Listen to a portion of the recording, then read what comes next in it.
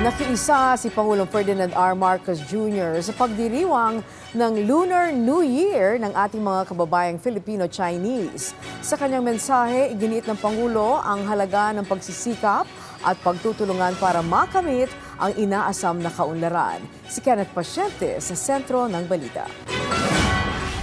Kumilos ng may layunin. Yan ang mensahe ni Pangulong Ferdinand R. Marcos Jr. sa kanyang pakikiisa sa pagsalubong ng Year of the Fire Horse ngayong Lunar New Year. Ayon sa Pangulo, ang Fire Horse ay sumasagisag sa pagkilos, tapang at tuloy-tuloy na pag-usad, habang ang elemento ng apoy naman ay nagpapahiwatig anya ng sigla at determinasyong hindi natitinag sa karaniwang takbo ng mga bagay. Ngunit binigyang diin niya na higit sa mga simbolo, ang tunay na pag-unlad ng bansa ay nakasalalay sa sama-samang pagkilos ng mga Pilipino.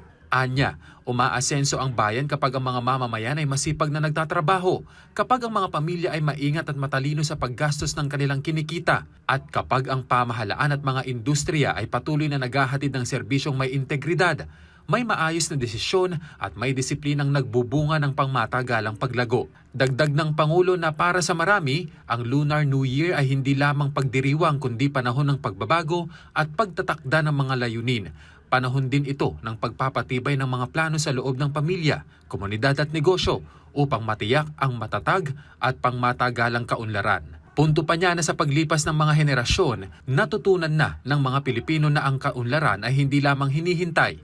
Ito ay pinagtitibay ng araw-araw na pagsisikap, ginagabayan ng disiplina, at lalong lumalago kapag lumilikha ng trabaho at sumusuporta sa mga inisyatibang nagbubuklod sa bayan. Hinimok niya ang lahat na kumilos ng mabilis kapag kinakailangan at mahinahon kapag mahalaga. Binigyang diin ng punong ehekutibo ang halaga ng pagiging masigla, ngunit ang tamang direksyon anya ang tunay na nagdudulot ng resulta. Paghihimok pa ng presidente na dapat pangalagaan ang pantay na pagkakataon at maaasahang serbisyong publiko habang pinalalakas ang produktibidad, pinatitibay ang mga value chain at tinitiyak na walang naiiwan, lalo na ang pinakamahihina. At kung mananatili na matatag ang landas at mataas ang pamantayan, maisusulong anya ang isang mas maunlad, mas maliksi at mas pinalakas na bansa.